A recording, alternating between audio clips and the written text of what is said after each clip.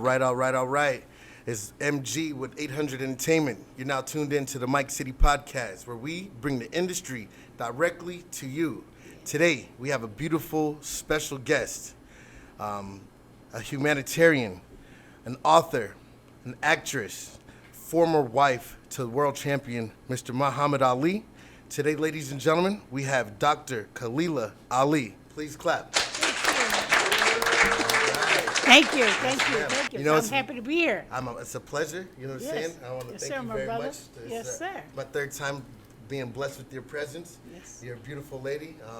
You've actually signed some autographs for me, and I took them to my mother and my father, so I was really excited to bless them with those. I'm so happy to hear about They that. everybody put them on their wall. So once Thank again, you. thank you for that. From me to you.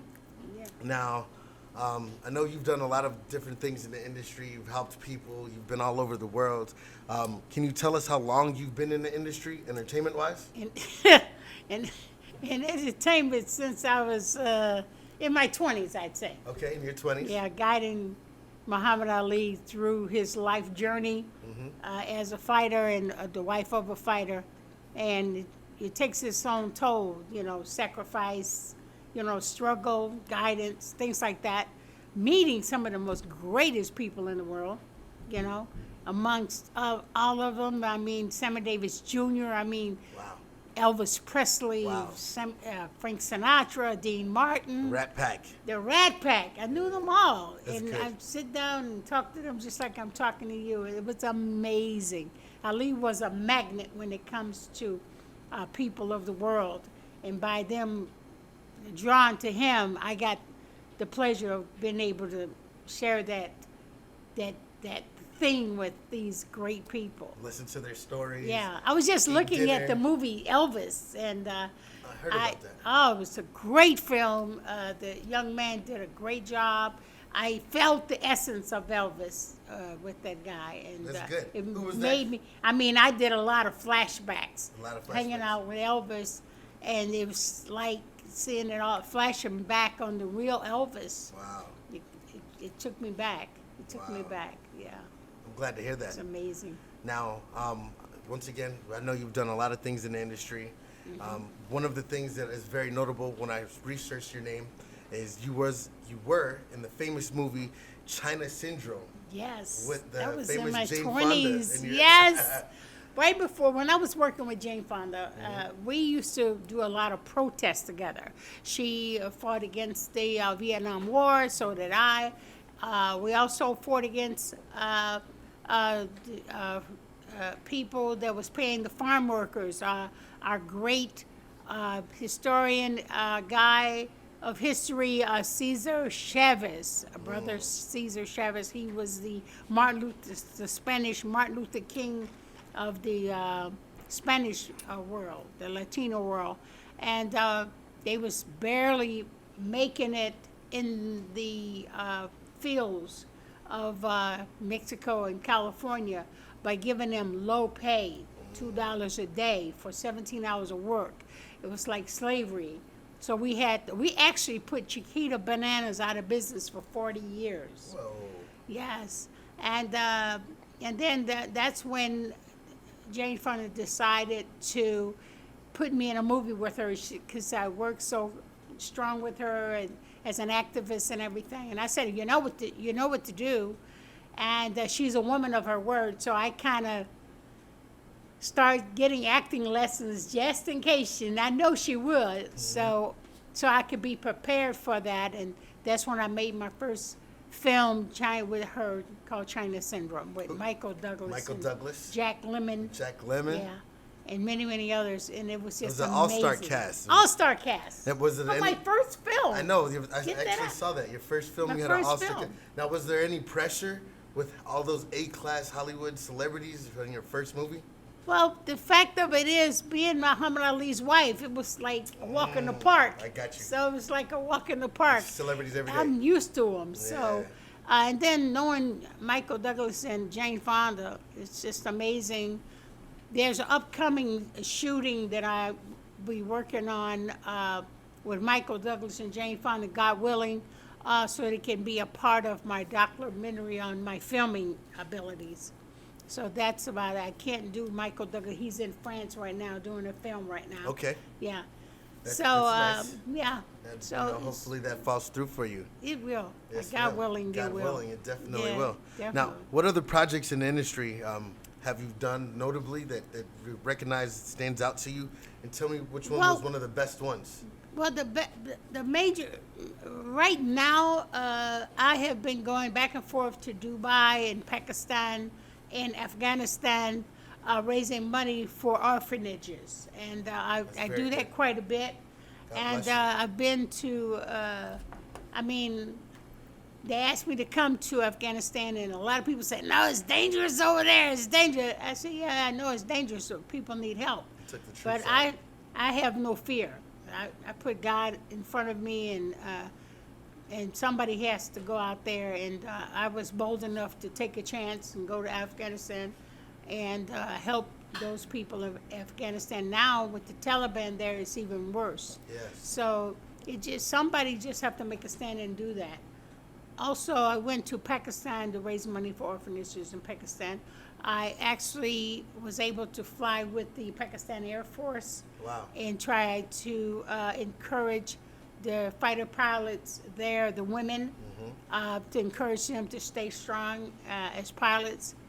And also, right now, I'm on the board of Aerospace America for the Fly Compton Air Force in Compton, California. Wow. It's right in the heart of Compton. You say straight out of Compton. The only thing that comes out of Compton is not just gangbangers. We actually have an airport there, and we trained a lot of our Afro-American brothers and sisters, young people, to fly planes. That's good. So we're actually actively, I'm an active on the board to do that. I'll And get so, young people of color their pilot so I license. tell them, I say, brother, you want to get high? Let's go and fly. You know, one of my questions you actually asked what I was going to ask you since you brought it up Yes. was I heard you have your pilot's license. Yes, I do. I started flying at the age of 22 years old. Wow. I kept it from Ali as much as I could because he can't stand that. He can't stand to fly. He scares him to death. How many hours of flying do you calculate? I have like 2,800 hours Wow. right now. That's amazing. Yes, I have to go up soon because it's time to add some more hours up. I'll probably fly out of Boca. I usually fly out of Boca Airfield. Yeah, I learned aviation from Butler Aviation out of Chicago. Wow. It's amazing. Now, you touched on some of the humanitarian work that you've done in Pakistan and Afghanistan. We salute you for that. Thank you. I actually met you where you do humanitarian work here locally with young women, and you Yes, try to I give do back all here the lo- time. Yeah. And you touched base on some of that. It's kind of We funny. love that you give back. It's by the way. funny that you mention it because it wasn't till last week Walt Disney nominated me for a Humanitarian of the Year for 2022. Wow. I go to California, God willing, soon. For September 9th, I will be receiving my award and making my speech. So you won already. Yes. Congratulations. Yeah, they put me on the docket. Thank you. Yeah, congratulations. And it's called Be Great, and it'll be at the Anaheim Marriott Ballroom in Los Angeles. Wow, that's amazing. I was very honored. Somebody nominated me for Very that. honorable. Yeah, because Walt Disney was one of my mentors, you know, in back in the day. So He was very ahead of his time. very ahead of his time. Very. And very.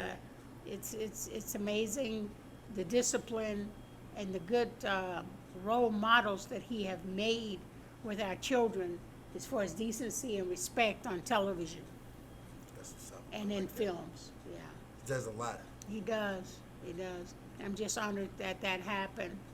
Most importantly, I've always wanted to be in the films. When I was 6 years old, I saw The Wild One with Marlon Brando, and I was really touched by acting by watching him. Cesar B. DeMille was making some of the greatest epic movies, in which I admired. My very first film that I ever saw was Samson and Delilah. Wow. That was my first film I ever saw as coming up as a kid. In the theater. No, not in a theater. We wasn't allowed to go to theaters. We had it in our Muslim school because we are strict on that. So Gotcha. we wasn't allowed to go to theaters then. And so they brought the theater to us in our school. And Samson and Delilah with Victor Mature and Angela Lansbury. Wow. One hell of an epic. It's amazing.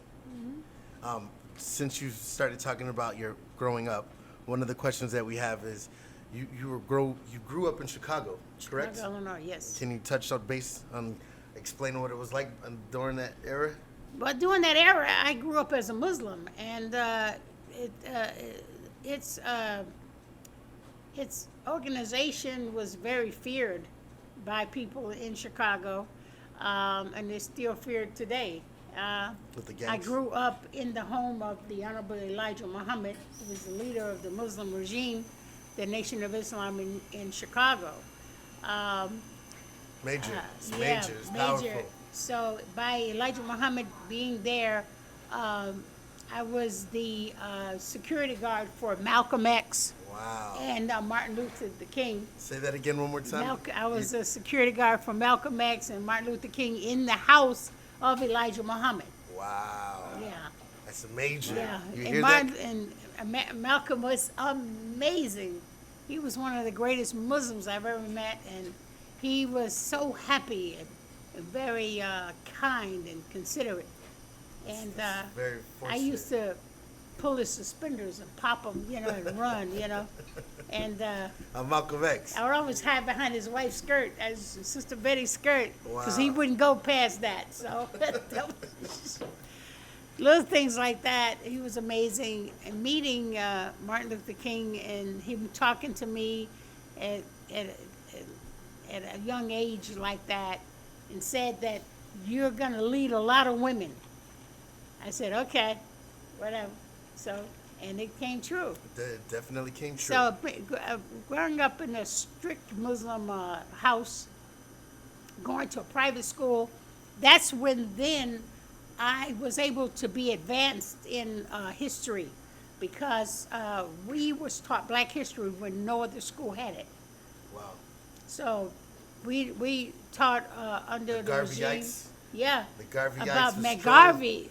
Marcus Garvey was Marcus strong. Garvey was strong in it. In Chicago, Yeah, his presence very was- strong. his presence was Yeah, strong. that's right. And he empowered He self-worth empowered and knowledge. So many. He was probably the most honorable Black man I've ever seen. I bet Him you in that- his garb, and Thank you.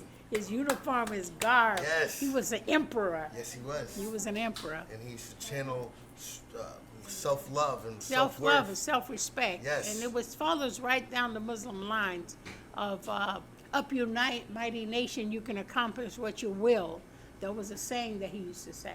Wow, it's amazing. Yeah. And I was able to meet my teachers in school were from different countries in Africa, South America. So I was able to understand and learn about travel.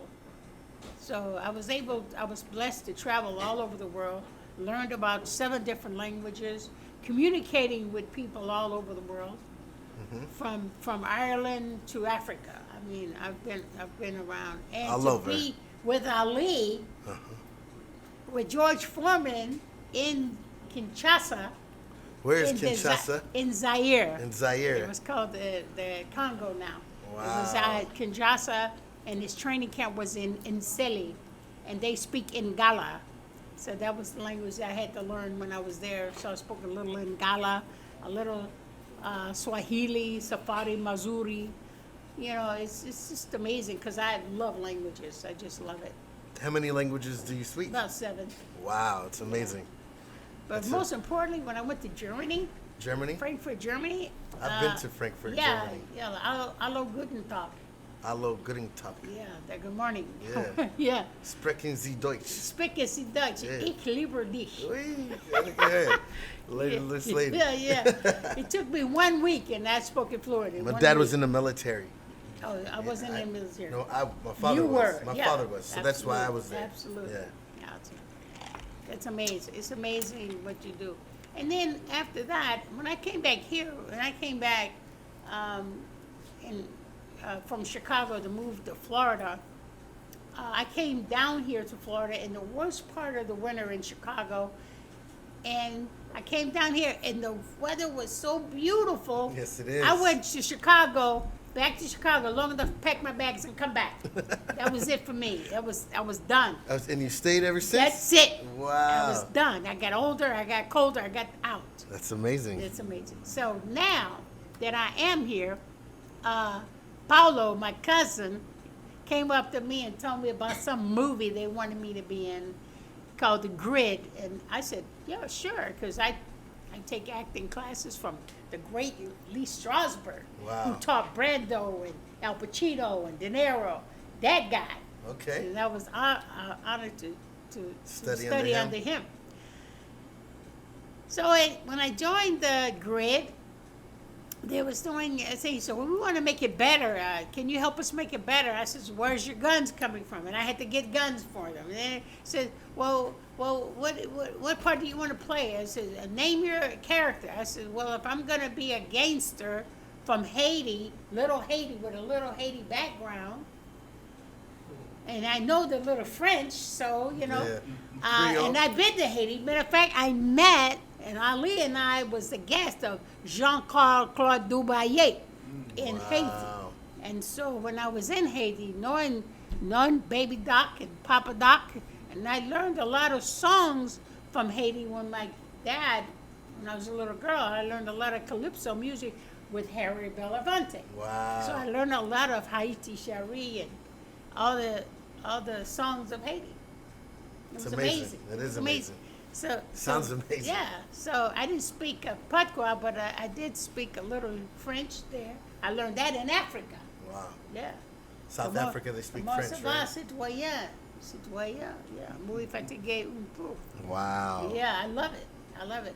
So then when I named myself Mama Soleil, which is Mother of the Sun, in The Grid. I was a gangster. You don't want to mess with me. I'm taking over Ilero Fulana with the drug cartel and the human trafficking. And you can see me on DigiGlobal because I'm supposed to be on Amazon Prime. I'm the 6th episode, which my episode is the longest, 45 minutes long. I played Mama Soleil, and I actually produced that particular episode.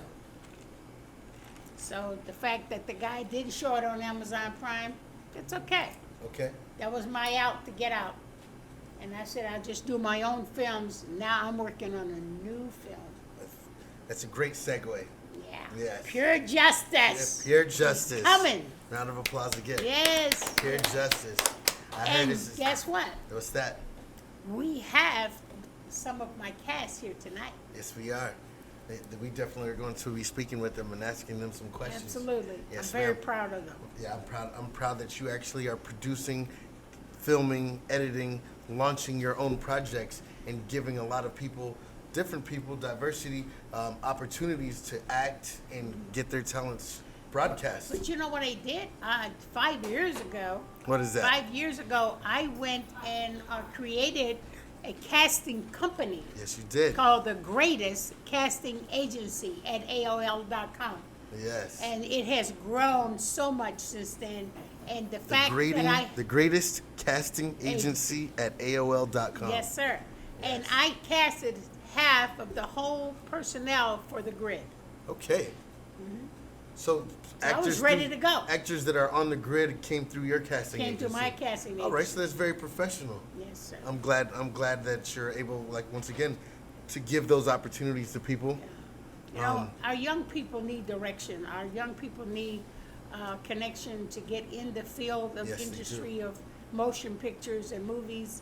And I feel that I should open that door for them and give them a chance to practice their craft. That's great. And to grow and become better and better and better. So I have some stars that I feel has the talent to express it. That's why I created Pure Justice. That's so great. They can express themselves and become better actors and move on from here. So to stay on Pure Justice real quick, Yes. give us a little insight on what we have to look forward to?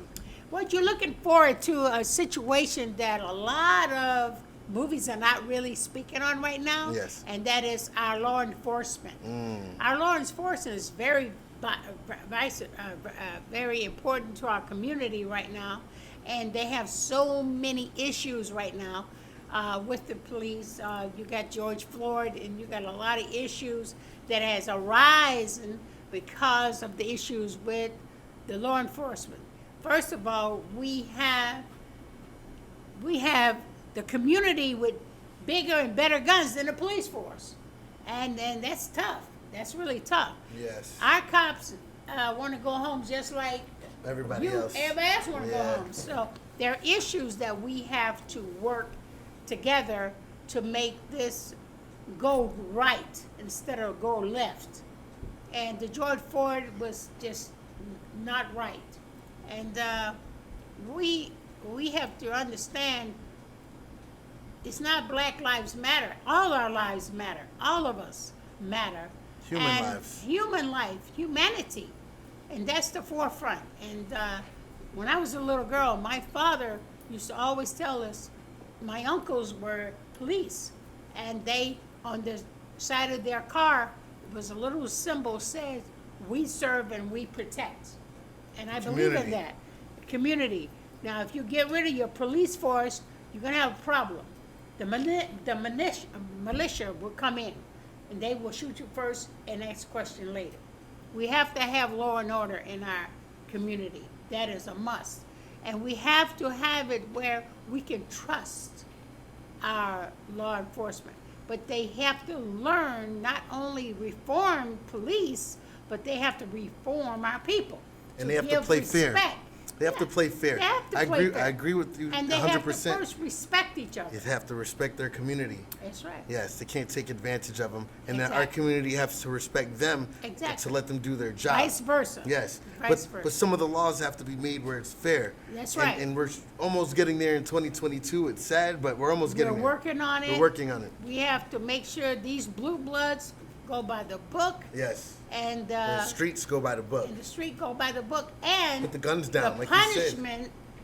Yeah, but punishment's equal and fair. Guns don't kill people. People kill people. True, indeed. But if you're going to carry a rifle, guns are always going to be there. They're already going to be there. Yes. They're already going to be. So you have to train our people. If you're going to have a gun, learn to use it. You know? And if you could just get around it, you can. But you have to respect the guns. You have to respect what you're handling. You're definitely correct. You know? And you have to respect authority. And you have to make proper police, decisions. From the post office to the nurses to the first responders to the firemen and the police officers, they should get a certain amount of respect. They should. And we have groups out there in our community teaching our kids to hate the cops, and that is not a good sign. It's not a good sign at all. That's a bad sign. You know, a great segue into what I'm about to ask you, my next question. Yes. With martial arts comes a level of consciousness and a level of decision making, yes. Proper decision making, multiple steps on making those decisions. Yes. Through my research, I understand you're a 9th degree black belt. Yeah. And you studied under the late great Jim Kelly. Bruce Lee. And Bruce Lee. Yeah. I was getting to that. Yeah, Thank you. yeah, And you know, Jim Kelly first, then Bruce Lee. Yeah. It was Bruce Lee, then Jim Kelly. I'm sorry. In that order. In that order? Yeah. So you studied under Bruce Lee first. Yeah.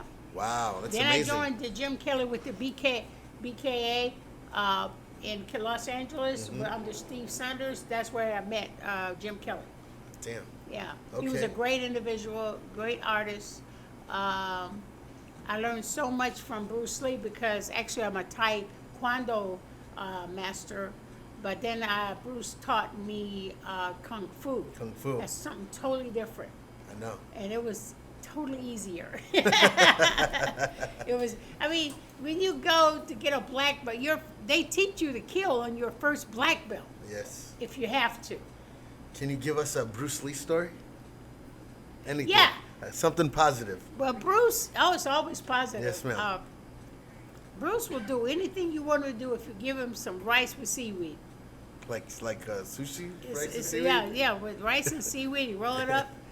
Roll it up for him? And if I say jump over that table, just give him a plate of rice and seaweed. He said, okay, no problem. He'll jump right over the plate. The trick with Bruce is the fact that he studied gymnastics all his life. He can jump over anything. But in the movie, they made him look a little bit more supernatural, jumping over people and stuff like that. Yeah. But he took his art very seriously. He hated teaching it. I ran, and when I saw him teaching a couple of people, stars, they would pay him a large amount of money because he really hated teaching. And I was able to meet some of the stars that studied under him, specifically James Coburn. Wow. He was an avid fan of Bruce Lee's, and he just studied as much as he can.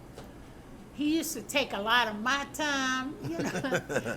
But, well, and study with him. Yeah, he was amazing. And Jim Kelly. Jim Kelly, Saxon, John Saxon, that guy. There's a few others that I met studying under Bruce, and he's very precise, very precise, very precise. Did you ever see him do the actual 1-inch punch in person? No? No? But he's done a lot of punches I can't even think. Phantom, that was just amazing. Did you do any other movies with him? No, No? I didn't do any movies. I was unfortunate to do any movies with him. But I did work on a movie with Chuck Norris. Chuck Norris. Yeah, Wow. called The Octagon. That was just a fluke. But What about Kareem Abdul-Jabbar? Oh, no, I never. never got to meet him? I met him. Yes. You did meet him? Oh yeah. Oh yeah. I met him. Bill Russell. Bill Russell. All the greats. Yes. Yeah, they were the great people. Wow, that's amazing. Yeah. That's That amazing. magazine looked familiar. Yes, it does. You know, which is another great segue. Weren't you on the cover of Ebony magazine a few times? 7 times to be exact. 7 times? I was on the cover. Let's get a round of applause for that. Yeah. Yeah, you would think Whitney Houston would be on the cover more than me, but she wasn't. I was on the cover more 7 times than on he Ebony. Do you guys know what that is? Is that it? It's big. Is that me? Yeah, and we got it Oh circulating. my God! It's circling around We got the it studio. circulating Oh right my now. goodness! Yep. We will show everybody a copy of it. Oh my goodness! Yeah, Oh my it's the one I was goodness. exactly talking about, guys. The one with Jim Kelly. Oh my goodness! The original one. The original. Black belt expert, karate expert, Khalilah Ali and Jim Kelly. Wow. Wow. That's amazing. This, you know what? This is good. You know what? Hold it next to you. Yeah, Let me get this. oh Hold my it next goodness. to you. Let me Oh, get this that. is amazing. Ready? Thank you. 1, This is 2. great. Right here. That's amazing. Oh, this is. I had to get that. Talk about flashbacks. Oh, these Yeah. are all my kids. It's all your oh kids? my God. Wow. Oh my God. That's me learning languages at Berlitz. So I learned Arabic. Wow. That's the school of languages. I went to it back in those days. It's amazing. That's me and Nancy Wilson. That's me as a photographer. Wow. Wow. This is, and my acting class. Look there you at go. that. Oh my goodness. That's big. That's big. You did this. Yeah. Dr. Khalilah did this. Thank you. Yeah, grand applause this for is that. amazing. That is amazing. Wow, 1977. I was 19 27 years old. Wow. Wow, that is amazing. Thank you, Khalid. Yes. Okay, yes. give it back though. All Oh right. my God, it's Okay. amazing. All right, so let's keep everything going. Got a Okay. few more questions for you. Yeah. We got the Bruce Lee story. We got the Jim Kelly story. We actually talked about you being a pilot and how many hours. You said 2,800 hours flying. Yes. So we learned a lot about you. All right, so get back to some industry talk. Your show, Pure Justice, right? Yes. How many people do you have in the cast already? Oh my goodness, I haven't even counted them. I would say a good 12, I think. 12 people in the movie? 12 main characters. Just, in the storyline. In the storyline, we're about to do a trailer Okay. for my investors for the pilot, and I do have some silent network people on the side interested in it. Hopefully, then we'll have 10 episodes. Fingers crossed with Shorty that she goes major with the network. Season 1. Yes. I can't wait. I'm looking forward to it. I'm looking forward to it as well. I'm looking forward to meeting the cast. And I have a great cast. We're going to bring the cast We're definitely going to bring everybody on. We're going to get ready to talk to them. Okay. Now, before we take off, right, on top of everything else, you're also an author. Yes. Amongst my book should come out in 1 month. Okay. I wrote my life coming story. out this year? Yes. It's God willing. It's called The Untold Story, Forgiveness, Ali. Okay. And I wrote this, it took time for me to do this, because when we was divorcing each other, he was putting out his book before that, and by us divorcing, I wasn't going to do an interview or anything, and I kind of tuned it out. Tuned it out because it was a very painful, divorce is always painful. Yes. Especially when you have 4 beautiful children. We did a whole life together, me handling his career. It was very painful. I went through so much doing that. It's something that I wasn't prepared for. Nobody's prepared for that. I even through divorce, my religious beliefs became much stronger. Much stronger. And because I was wondering, why is this happening to me? And I just learned that the Creator give us tests to go through, and if you're worthy, you're going to get more tests. I said, I must be really worthy then, because it wasn't a beautiful thing, but I flipped it and made it an okay thing. So getting past that made me even stronger, made me more ambitious. It made me deal with separation and everything, even to the point where I can help others with our children. And that's one thing that our people don't get. When you divorce from one another, you've gone in your own way with freedom, right? So where's the animosity? There shouldn't be any animosity. You're free to do what you want. You shouldn't be carry this anger on your shoulder. You should be new beginnings. New beginnings. Yeah, I understand where you're going. You should take all the bad stuff that you had with your spouse and throw it away. Forgive the spouse and have a relationship with your spouse and your children. Your children should always be in your life. And a lot of people, they use their children as bullets of anger and pain. When it's over, come on, you got to move on. Be kind to your spouse as a human being, because you actually learn something from this person. Yes. So they need to take the old stuff, let it go. And you're still the parents of these kids, and you still have to work with them. You still have to be in their lives, and you should be in their lives on a respectable level. Always. Always. Never talk against the spouses, because you're going through something too. You're learning and you're trying to cope and you're trying to heal. So all this anger and all this is infested in the kids and in you. It's not good for humanity. No, it's not. Yeah. So obviously the sisters need to get off that page, that hate page. Let it go. And let that go. Yeah. Yeah. Let go of the anger. It makes you feel better. It's not live right. better. It's not good for your soul. Not at all. And it's not good for the kids. Okay. So you had ups and downs in your marriage, and you guys got divorced. I don't want to stay onto it, but tell me one beautiful memory that you had before you guys got a lot of beautiful memories. Tell me one that stands out, something positive that, I like to always give our viewers and listeners positive stories, uplifting stories, because you never know what somebody else is going through. The only thing that I can expose right now without you reading the book is the fact that I predicted to Ali the time that his title was taken away from him, his license was taken away from him, and I said, no, it's going to come back, and one day somebody's going to give you a call. They're going to give you your license back, blah, blah, blah. I feel that. I believed in that. And he said, how do you know that? You never been anywhere. How do you know all that? I said, because Lord. I have faith in God. Yeah, faith. And I have faith in you. So you will be able to fight again. And the fact that it literally actually happened the way I said it was going to happen, I was just, giving them a Trying to uplift suggestion, them. Yeah. uplift them. It happened exactly the way I said. That's why he thought, how do you know all this stuff?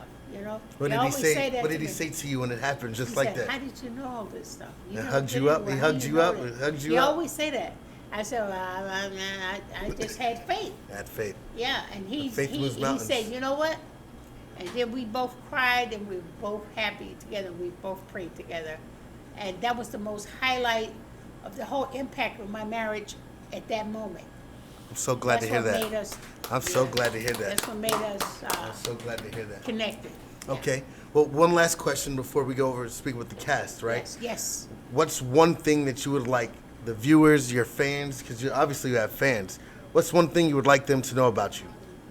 That you have to take your creator in your life seriously. Because if you don't put your creator, God first, you're going to fail. You're going to fail in every way. You're going to be tested, yes. Things are going to go wrong, yes. But it's only to test your faith to make sure you don't turn away from your creator. And that's most important. And you must search and find what kind of faith you want to hook to. You have to search for yourself. You have to search for your spiritual being. Which when you pray, you have to know, is this the right way I'm doing this? Yes. Your whole life is in search to find out what your purpose is here on earth. You have a purpose. And you go through a whole lifetime trying to find out what that purpose is. Learn what your purpose is. Because you are the most important thing in the world. Yes, you and are. if you can find out what your purpose is, if you cannot manage your ups and your downs in the right manner and solve them and put God first and be kind, Yes. all you have to do is be kind. All you have to do is be humble. All you have to do is have direction. We all are turned in different directions, but our faith opens the door for us. You have to listen. Yes, you because do. God speaks to us through our thoughts. Oh, yeah. And if you pray long enough, you pray all the time, you put God first, I don't care how you do it, whatever. If you don't know, just get on your knees and just pray, because you know God exists. You know He's there. Yes, He is. Yes, So He I does. would want them to say, look, search for that peace. Search for that contentment. Search for that mission that you're on. Search for that. Search how you can get close to your creator, because you got to return to him, right? Yes, you do. You have to return to him. Got an answer for it. It's an answer for it. There is a life after death. This is only temporary. And believe you me, it's true. It's a fact. It's inevitable. And read your spiritual books. Search for that history, because your past history tells you about your future. Yes, it does. And if you ignore the history, you're ignoring the future. So, Those read. are wise words. You must read. Very wise words. Yeah. Well, And be honest with yourself. got to be Quit honest with blaming yourself. everybody for your problem. You know what I mean? She's basically saying accountability. Yes, sir. Grown folks. Yeah. Young folks. Hold yourself accountable. Yeah. Put your 2 feet down. Yeah. Move like grown people Yeah. with precision. And make sure you set goals for yourself Yeah. on a daily basis. You got to know what you're fighting for. Yeah, no matter. respect everyone. And respect goes a long way. Yeah, that goes Yes, a long ma'am. way. And everybody don't get it. No, they do not. Common sense ain't common. Common sense is not common. It's there, but and it ain't common. cheap They either. don't use it. They ain't cheap either. But I tell you what, Dr. Khalilah Ali, Yes, it was sir. a pleasure having you on today on the Mike City Podcast. You're welcome anytime. We're going to speak with your beautiful cast, ask them Thank some questions you. about the Can't show. wait for my Pure cast. Justice. Yes, ma'am. This is a road that I really looking forward to it. I have faith in my talents, and I think they're just wonderful. And even when I'm dead and gone, I want them to be great in everything that they do. Legacy will live on. Yes. All right. Well, once again, it's a pleasure speaking with you. We're going to go ahead and get the cast on here. Yes, sir. Thank you very much. Don't forget to look out for that book. Yes, I definitely will. And I'll sponsor it and put it on Thank over you. our platform. Absolutely. Yes, ma'am.